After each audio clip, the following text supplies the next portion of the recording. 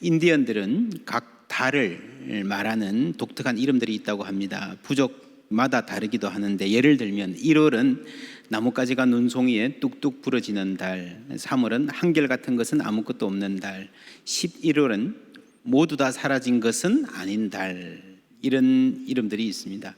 6월은 한국인들에게 어떤 달일까? 전쟁의 상처가 깊게 베인 달이라 할 수 있을 것입니다. 1950년을 생각하면 소련제 탱크를 보고 기겁하던 해라고 말할 수 있습니다. 맨주먹 붉은 피로 맞서기에는 너무도 강력했던 소련제 탱크의 기억은 오랫동안 한국인들의 무의식 속에 자리 잡았고 절대 강자, 천하무적의 이미지로 자리했습니다. 그런데 올해 사정이 좀 바뀌었습니다. 2020년을 표현하면 러시아제 탱크가 나뒹굴어진 해라고 할 수 있을 것입니다. 우크라이나의 전쟁에서 투입됐던 러시아 탱크들이 맥없이 파괴되고 고철 덩어리가 되어서 세계에 많은 사진들이 보도되었습니다. 이 사진들은 한국인들의 마음속에 내재되어 있던 6.25의 악몽, 그때의 무력감을 극복할 수 있는 하나의 계기가 될 수 있습니다. 나아가 더 이상 러시아라는 나라가 무적의 강대국은 아니구나. 또 나아가서 어쩌면 탱크의 시대, 무력으로 행세할 수 있는, 군사력으로만 강대국 노릇을 할 수 있던 그 시대에는 이미 지나갔다. 우리가 그것을 잘 인식하지 못하고 있었을 뿐이다 하는 계기일 수 있습니다. 국제사회에서 강대국이라는 무엇을 말하는가? 소프트 파워라는 말이 있습니다. 2004년에 아직 20년이 채 안 됐죠. 2004년에 하버드 대학교 조지프 나이 교수가 한 말입니다. 소프트 파워는 경제력이나 군사력으로 누르는 것이 아니라 교육, 문화, 학문, 언어, 예술, 과학 등의 이성적이고 감성적이고 창조적인 소프트한 힘으로 자발적으로 따라오게 하는 힘, 다른 말로 하면 매력 있는 나라가 강한 나라다. 사람들에게 이미지가 좋고 매력 있는 나라가 강한 나라다 하는 말입니다. 이 말을 들으면 김구 선생님 나의 소원이 생각납니다. 나는 우리나라가 세계에서 가장 아름다운 나라가 되기를 원하지 가장 강한 나라가 되기를 원하지 않는다. 내가 남의 침략에 가슴이 아팠으니 내 나라가 남을 침략하는 것을 원치 않는다. 우리의 부력이 우리의 생활을 풍족히 할 만하고 우리의 강력이 남의 침략을 막을 만하면 족하다. 오직 한없이 가지고 싶은 것은 높은 문화의 힘이다. 문화의 힘은 우리 자신을 행복하게 하고 나아가서 남에게도 큰 행복을 가져다 주기 때문이다. 소프트 파워의 정확하게 바로 그 말입니다. 여러분, 세계 정치에서 21세기에 나온 말인데 이미 100년 전에 훨씬 더 명확하게 세밀하게 이런 말을 했다는 건 놀랍습니다. 그래서 우리가 시대의 변화에 민감한 것은 중요한데 필요한데 오래된 지혜로부터 배우는 자세 또한 갖추어야 합니다. 소프트 파워도요, 사실은 현실에서 부드러운 힘만으로는 다 감당이 안 된다. 그래서 스마트 파워라는 말이 생겼습니다. 부드럽고 신중하게 접근하지만 꼭 필요할 때 힘을 쓸 준비가 되어 있어야 된다. 이게 이제 오바마 행정부 외교의 기본 노선이었죠. 이게 이제 얼마만큼 현실에서 힘을 발휘했는가, 제대로 되었는가와는 별개로 아주 중요한 철학이라고 볼 수 있습니다. 여러분, 힘 세다고 큰 소리 치는 것, 삼국지에 보면 장비와 제갈공명의 차이입니다. 스마트 파워가 필요하다는 거죠. 한국 역사에 원균과 이순신, 원균은 그냥 용감무상, 절대 충성, 임전무태, 그죠? 탱크 같은 사람입니다. 그런데 이순신은요, 사실은 이순신 장군이 싸워서 이긴 것보다 싸우지 말아야 할 때 참고 기다린 것, 그것이 훨씬 더 이순신의 능력을 보여주는 아주 중요한 덕목입니다. 스마트 파워의 대명사라고 할 수 있습니다. 여러분, 머물 때 머물고 구름이 떠올라서 가라 그러면 하나님의 인도하심을 따라가는 게 바로 스마트한 삶 아니겠습니까? 여러분, 시대를 통찰하는 일, 어디로 가야 되고 언제 멈춰야 되고, 이거 굉장히 어려운 일입니다.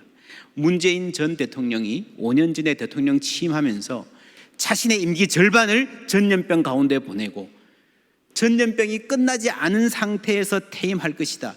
누가 생각했겠습니까? 지금 정부도 앞으로 5년간 나라를 이끌어 가야 되는데 그 사이에 5년 동안에 무슨 일이 일어날지 누가 전망할 수 있다고 말할 수 있겠습니까? 여러분, 세상이 그렇습니다. 지금은 더 빨리 변합니다. 여러분, 학교 생활과 사회생활이 차이가 많이 난다 그러잖아요. 어떻게 차이가 납니까? 어떤 사람이 이렇게 말하더라고요. 사회에는 시험 범위가 없다. 학교에서 시험 보면요, 57페이지부터 123까지 공부해라.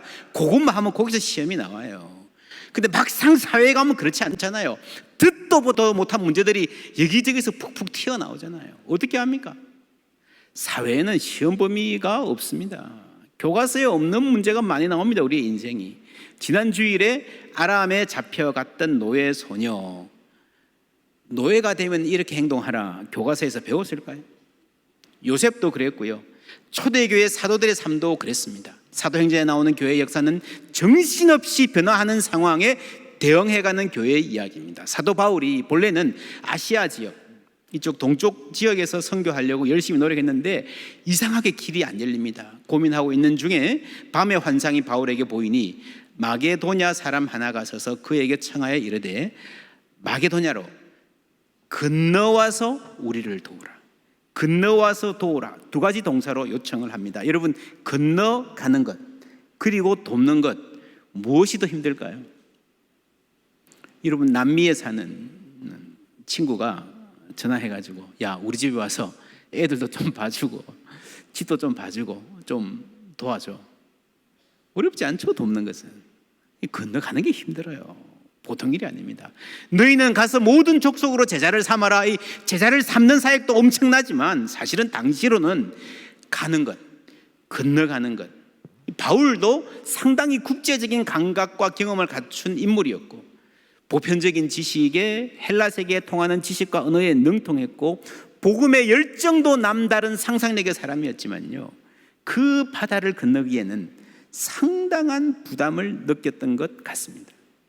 근데 여러분, 구약 성경 이사야를 보면 그런 말 나오잖아요. 복음 들고 산을 넘는 자의 발걸음이 아름답다. 산을 넘는다는 것은요, 생활 반경을 벗어나서 안 가던 데를 가고 때로는 국경을 넘는다는 말 아니겠습니까? 말이 안 통하는 지역을 간다는 말 아니겠습니까? 예수님도 사도들에게 땅끝까지 가라 말씀하셨습니다. 그 성경의 신앙은 처음부터, 아브라함 때부터 자신의 경계를, 장벽을 넘어서는, 건너가는 사람들, 크로싱하는 사람들의 이야기였습니다. 여러분, 건너가야 볼 수 있는 게 있고요, 건너가야 배울 수 있는 게 있고 눈에 들어오는 게 있습니다.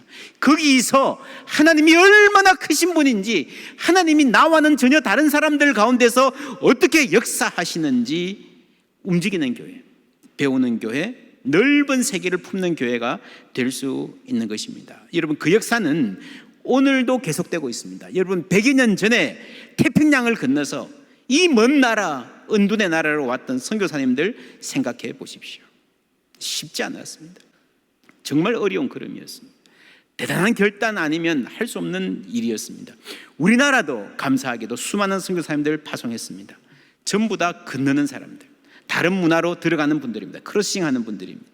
오늘에 이르러서 선교적 교회, 미셔널 철치, 교회 자체가 선교적 공동체다. 해외 선교사님뿐 아니라 우리 모든 성도들이 선교적으로 살아야 된다는 말은요, 달리 말하면 모든 성도들이 크로싱하고 건너가는 사람, 움직이는 교회로 살아야 된다라는 말입니다. 이것은 우리가 지리적으로 바다를 건널 뿐 아니라 문화적으로 나와 다른 사람들을 만날 준비가 되어 있는, 그래서 선교의 개념이 근본적으로 바뀌고 있는 거예요. 이게 성경의 선교를 찾는 것입니다. 가장 쉽게는 이런 생각해 볼 수 있습니다. 여러분, 오늘 한국은요, 이미 다인종 사회로 가고 있습니다. 비행기를 타지 않고도 우리 한국에서, 이 포항 땅에서 얼마든지 세계 다른 나라 분들 만날 수 있고 배울 수 있고 열방을 향해서 선교할 수 있습니다. 우리는 국제부를 중심으로 아주 열심히 이 사역 잘 감당하고 있습니다. 지난 주일에 한국의 여론조사, 기독교 계통 여론조사 전문가를 모시고 당회원 세미나를 했습니다. 중요한 주제 중에 하나가 한국의 인구 문제였어요. 한국의 인구가 여러분 세계에서 가장 빠르게 지금 변해가고 있습니다. 출산율 저하, 고령화가 늘어나고요. 그런데 어쨌거나 젊은 인구가 계속 줄기 때문에 전문가들의 분석에 여러 가지 대책이 있습니다만은, 어쨌거나 젊은 인구가 줄기 때문에 외국인 노동자들이 많이 들어올 수밖에 없다는 거예요. 그래서 이제 조만간에 한 20년 내에 학자들에 따라서는 한국에 사는 사람들의 30% 정도는 외국인이 될 거다라고 전망하는 전망이 있습니다. 여러분 놀랍죠? 한국 사회가, 한국 교회가 준비되어 있습니까? 여러분, 우리 한국인들 중에서도요, 이 기독교 문화, 교회 문화에 익숙하지 않은 사람들과 대화하고 그들의 말을 듣고 배우는 것도 교회가 해야 됩니다. 우리 교회의 교육관을 리모델링하면서 브릿지 센터 그랬잖아요. 세상으로 나아가는 다리 역할, 아주 중요한 선교의 방향입니다. 우리가 영화 이런 주제로 뭘 하고 자녀 교육 뭘 할 때 예수 안 믿는 사람들도 관심을 가지거든요. 거기서 복음의 접점이 생기는 거예요. 또한 이 브릿지 센터는요, 후 세대, 다음 세대와 연결한다는 뜻도 있습니다. 요즘 사람들은, 여러분 세대 차이 그러면 옛날에 한 세대가 몇 년이에요? 30년, 그죠? 30년이면 세대가 차이 나서 대화가 좀 어렵다 그러는데 요즘에는요 7살입니다. 나하고 7살 차이가 나면 세대 차이가 나서 이게 여론조사가 그런데 사람들이 느낀다는 거죠. 아마 여러분 직장에서 젊은 사람들하고 일해본 경험이 있으면 확실하게 느낄 겁니다. 여러분 20대 30대도 완전히 달라요. 이게 어떻게 보면 세대 차이가 아니고 세계 차이라고 할 만큼 완전히 다른, 여러분 같은 사무실에서 일해도요 생각하는 게 세계관 자체가 완전히 다릅니다. 한국에 지금 뭐 보수니 진보니 하는 이것도 단지 진영, 단지 의견의 차이가 아니고요, 세계 자체가, 세계를 생각하는 방식이 완전히 다르다 하는 평가를 하기도 합니다. 이 세대 간에도 그렇죠. 10년만 차이 나도요 완전히 다른 세계에 살고 있습니다. 그런 가운데서 여러분이 걷는다라고 하는, 건너와서 우리를 도우라, 완전히 다른 세계로 들어가는 선교의 본질을 우리가 잘 헤아려 보아야 됩니다. 지도를 보면 이 드로아에서, 여기까지는 아시아죠, 유럽으로 네아폴리라는 땅을 거쳐서 빌립보로 갑니다. 그 다음 이 네아폴리라고 하는 도시에 지금 가보시면요, 바울 도착 기념교회라는 교회가 있고 그 앞에 이런 모자이크를 붙여놨습니다. 중간에 서 있는 사람 누구 같아요? 마게도냐 사람인 거예요. 이 그림 그리시는 분들이 옛날부터 로마 군인으로 상상을 했습니다. 이쪽에 누워있는 것은 아시아에서 잠자는 바울입니다. 꿈을 꿨습니다. 그리고 배를 타고 건너가죠. 그런데 이쪽에 있는 그 아시아 지역하고 저쪽에 있는 이 서쪽 지역이 좀 분위기가 다르죠. 아시아 지역은 성 안에 들어가 있습니다. 그러니까 뭔가 사회가 이렇게 보호받는 혹은 폐쇄적인 문화가 그런 문화라는 거예요. 그러니까 서쪽 가면 훨씬 개방적인 이 그리스 전통들, 그런 건물들이 있는 완전히 문화적으로 다른 땅을 밟는 순간이라고 볼 수 있습니다. 사도행전을 봐도 이런 차이가 많이 납니다. 일단 사도 바울이 이 아시아 쪽에서는요 굉장히 이렇게 익숙했습니다. 보세요. 그들은 버가에서 더 나아가 비시디아 안디옥에 이르러 안식일에 회당에 들어가, 어떤 도시에 도착해서 바로 회당에 들어갑니다. 그게 중심에 회당이 눈에 보이게 있었고요, 뭐 어디 있는지 알았어요. 자연스럽게 들어갑니다.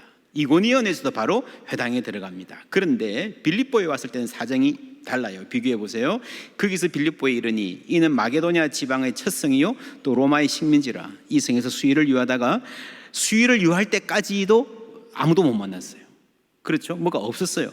그래서 안식일에 우리가 기도할 곳, 기도처, 이거는 기도할 장소라기보다는 미니 회당, 조그만 회당, 아직 회당이 못된 조그만 공동체를 말하는 것입니다. 이에 문밖 강가에 나가 거기 앉아서 모인 여자들에게 말하는데, 여러분 이거를 잘 읽어보면요, 이고니온이나 비시디아에서 경험하지 못했던 긴장, 잘 모르는 낯선 곳에 와서 아주 한 발 한 발 밟아가는 그런 느낌을 우리가 알 수 있습니다. 바울은 굉장히 조심합니다. 그러다가 나중에 빌립보에서 투옥되는 경험을 하게 되죠. 근데 그때 거기서 만난 사람 14절 함께 읽습니다.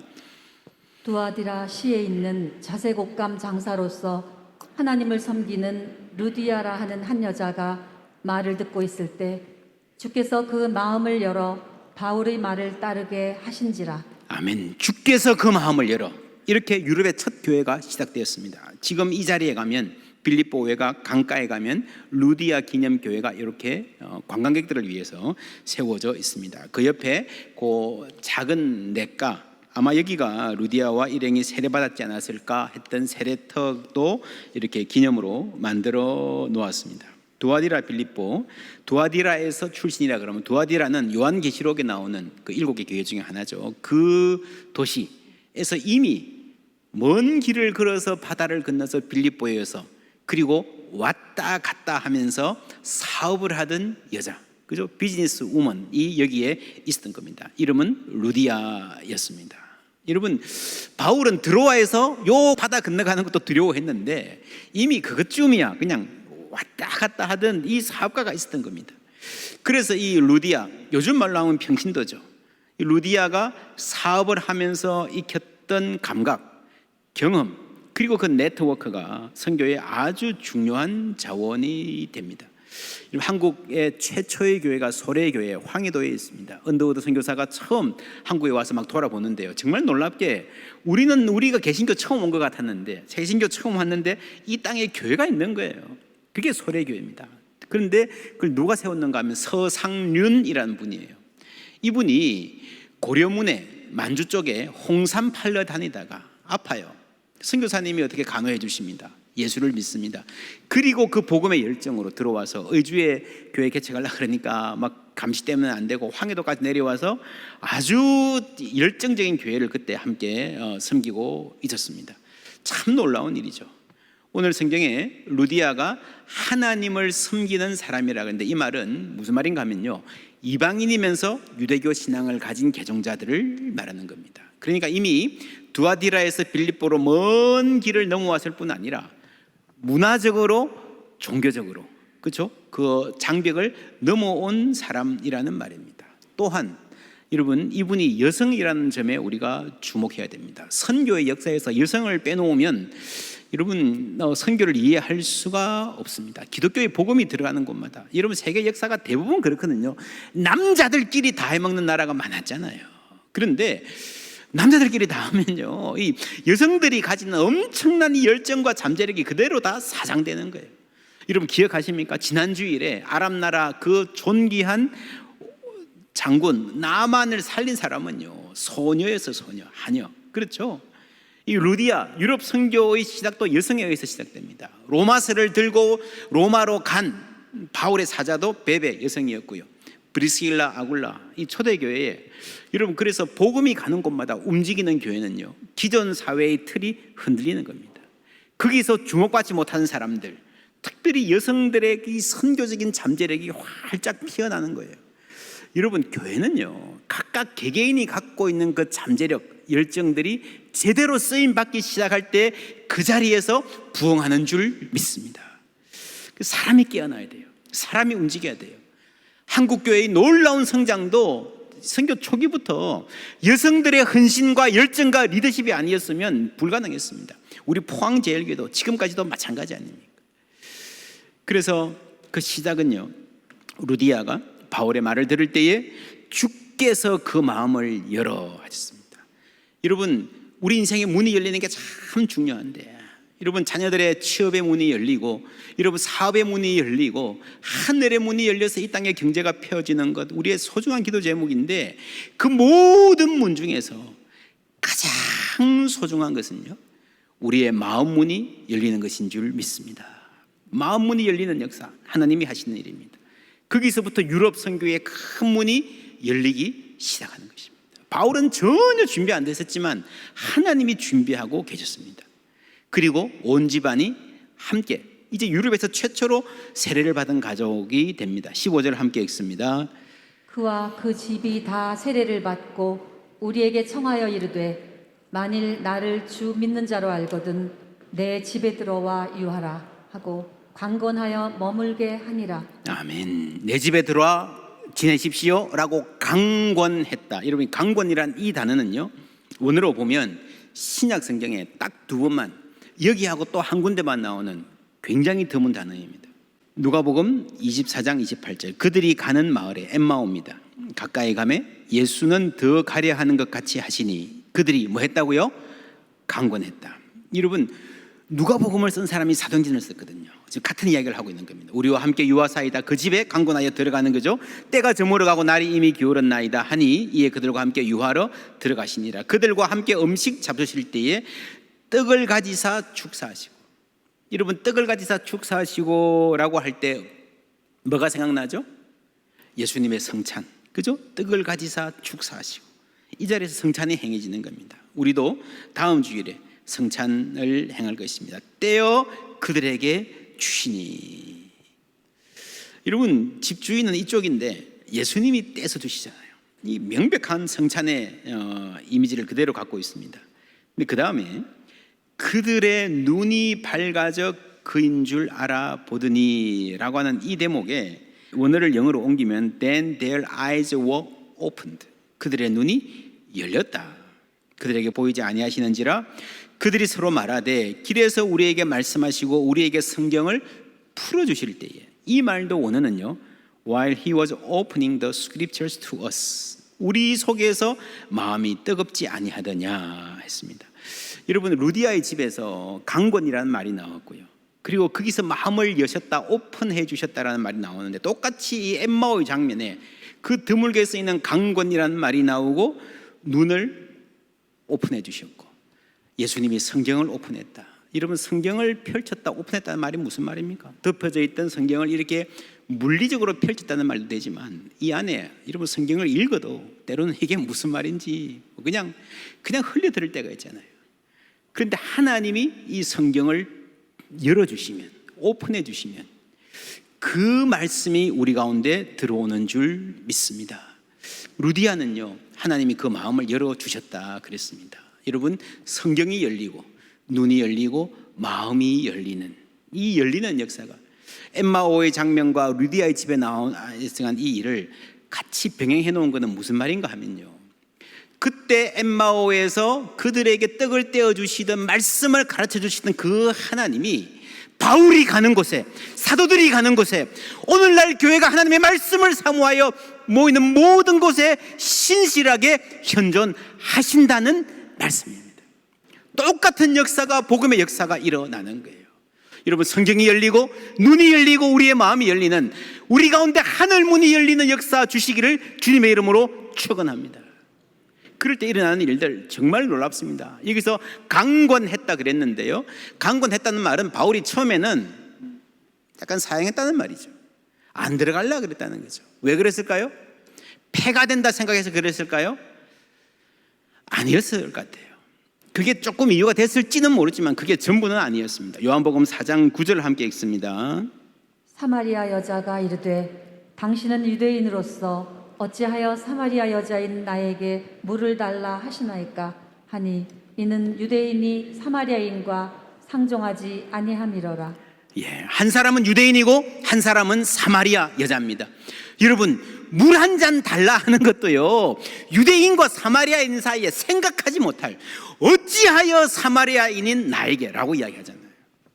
근데 예수님이 물 한 잔 달라고 하시면서 그 장벽을 넘어서시는 거예요. 그걸 건너가시는 거예요. 바울에게도 그렇습니다. 여러분 내가 사도지만 이방인의 집에 들어가서 먹고 자고 기거하는 건요 보통 일이 아닙니다. 그런데 여기서 루디아가 했던 말이 굉장히 중요합니다. 만일 나를 주 믿는 자로 알거든. 만일 나를 주 믿는 자로 알거든. 나는 그리스도를 주로 받아들였습니다. 그 주님 안에서 우리를 가로막는 모든 장벽이 이미 무너진 줄 믿습니다. 우리에게는 그게 문제가 되지 않습니다. 그게 복음 아닙니까? 이 말이에요. 그렇죠. 또한 내가 이제 주님을 믿었기 때문에, 주님을 내 인생의 구주로 영접하고 왕으로 섬기기 때문에 내 집은 주님의 집입니다. 이 집이 하나님의 교회로, 선교센터로 쓰임받기를 원합니다. 자신을 하나님께 드린 거예요. 여러분 이 엄청난, 작은 일 같지만 엄청난 일입니다. 여기서 유대인의 세계와 이방인의 세계가 만나고 아시아에서 전해지던 복음이 유럽으로 들어가는 엄청난 역사가 시작이 되는 거예요. 이 힘이 나왔던 한마디, 나를 주 믿는 자로 알거든. 야고보서 2장 1절 함께 읽습니다.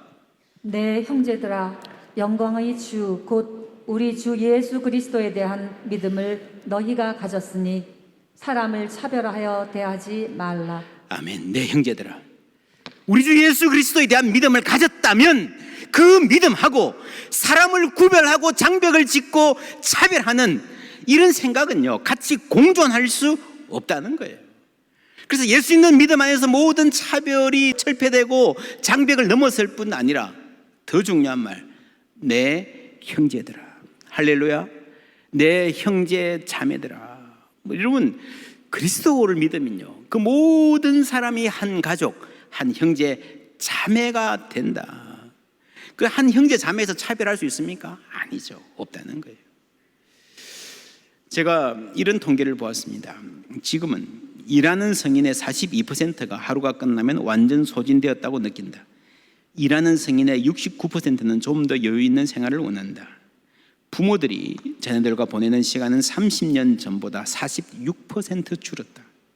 지난 20년간 총 소비는 45% 성장했지만 사회 건강 지표에 따른 삶의 질은 41% 하락했다. 굉장히 경제적으로 많이 성장했는데요, 삶의 질은, 만족도는 훨씬 더 떨어졌다는 거예요. 현재 겨우 21%의 젊은이들만이 자신들이 앞으로 멋진 생활을 누리게 될 것이라고 생각한다. 20년 전에는 41%가 우리의 내일은 나아질 거라고 생각했다는 거죠. 그런데 이 통계가 21세기 초에 나왔던 통계입니다. 20년 가까이 됐던 통계입니다. 지금 조사하면 훨씬 더 심해졌을 것입니다. 경제 외형은 많이 성장했는데 여러분, 사람들의 삶은 점점 더 피폐해져 가고 있는 참 가슴 아픈 현상이 지금 벌어지고 있습니다. 코로나 때문에 우리에게 어떤 변화가 진행되고 있는가, 여러 가지 분석한 책 중에요, 고립의 시대라는 책이 있습니다. 코로나가 우리에게 남긴 것, 여러분, 코로나 이전에도 우리 한국에도요, 뭐 혼밥, 혼술, 그죠? 1인 가구 증가하고 사람들의 관계가 계속 단절된다, 심각하다 말 많이 했는데 코로나로 훨씬 더 이게 급격하게 사람들의 관계가 다운됐다는 거죠. 여러분, 그래서 그 영향은 아직도 진행 중인데 한 연구에 의하면 이 책에 나옵니다. 지역 봉쇄를 당해서 뭐 몇 주 봉쇄되어 있던 그 경험이, 그 심리적 후유증이 지금까지도 영향을 끼친대요. 그러니까 중국 같은데 이렇게 지역이 봉쇄됐지 않습니까? 한 달, 두 달. 근데 그 지역에 지금 심리적 병리 현상, 우울증 이런 것들이 아주 많이 늘어난다고 합니다. 더 심각한 것은 이런 어른들은요, 그래도 뭐 50년, 60년 살았으면 삶의 깊은 이 두께가 있기 때문에 웬만한 경험들을 소화하지만 어릴 때 여러분 어디 못 가고 마스크 써야 되고 친구들도 못 만나고 사람들 만나면 일단 거리부터 두려고 하는 이런 자세를 먼저 익힌 아이들이 평생을 살아가면서 어떤 영향을 받게 될까? 지금하고는 완전히 다른, 지금 뭐 20대만 하더라도요, 컴퓨터 앞에서 앉아서 게임하는 세계의 아이들은 어른들이 보기에 대단히 염려스러운 아이들이 많습니다. 근데 지금 10대나 그 이하 아이들이 앞으로 디지털 세계에서 살아갈 때에 어떤 모양이 나올까, 여러분 대단히 염려되는 대목입니다.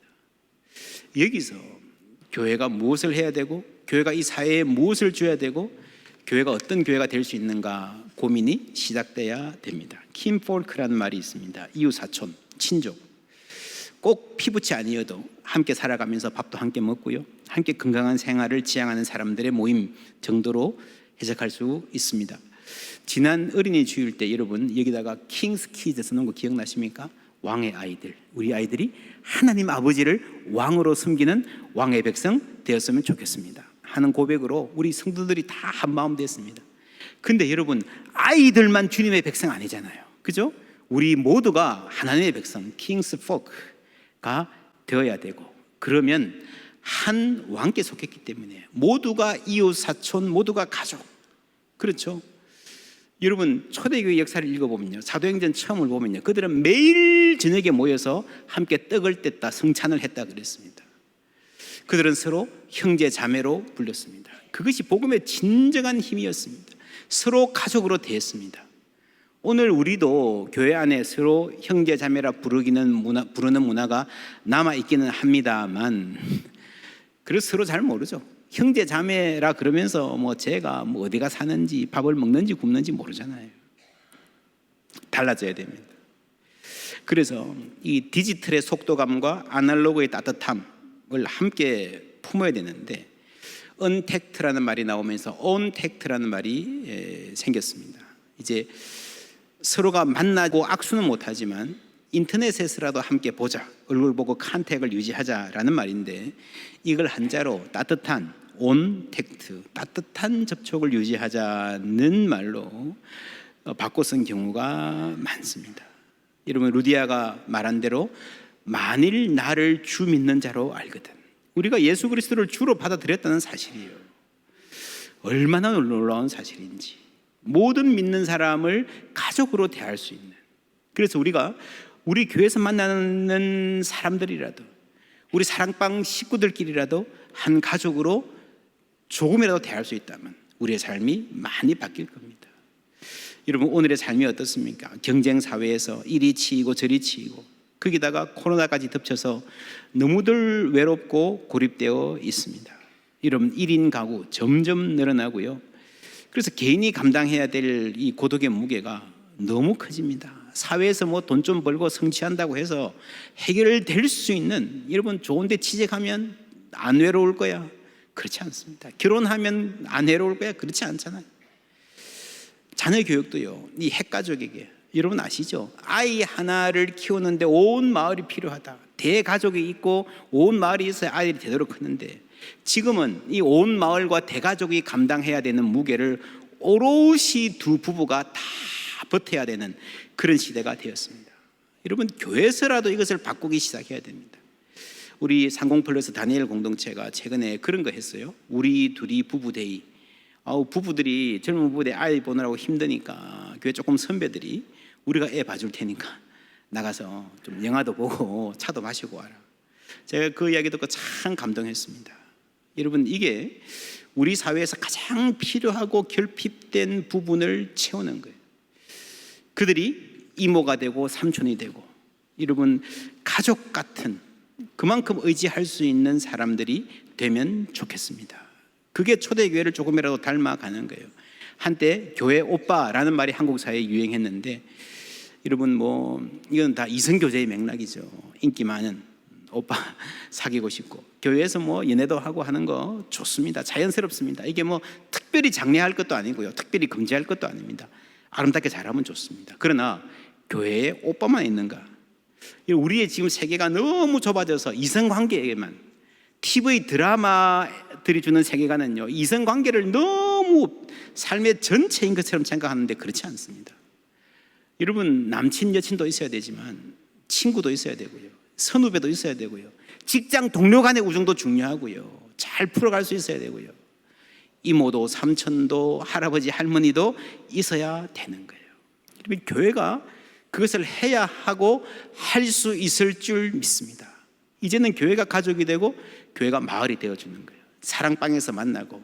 그래서 우리 교회는 이제 장기적으로 사랑방에서 목자들이 열심히 사역하는데, 거기에 더해서 가급적이면 모든 성도들이 서로를 돌볼 수 있고 서로에게 친구가 되어주고 가족이 되어주는 쪽으로 사역을 하면 좋겠다 기도하고 있습니다.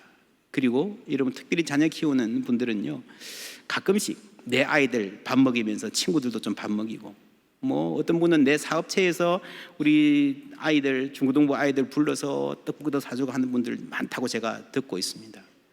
그러면서 그게 루디아처럼 자기 문을 열어서 조금씩 우리의 삶의 지경이 이웃을 향해서 열리는 겁니다. 그 자리에 신실하신 하나님 함께 있을 줄 믿습니다. 그래서 서로가 서로에게 빛을 비추어주고 서로가 서로에게 온기가 되어주는 거예요. 이러한 모든 가정들에 우리 교회 위에 하늘 문이 열리는 은혜가 있기를 주님의 이름으로 축복합니다.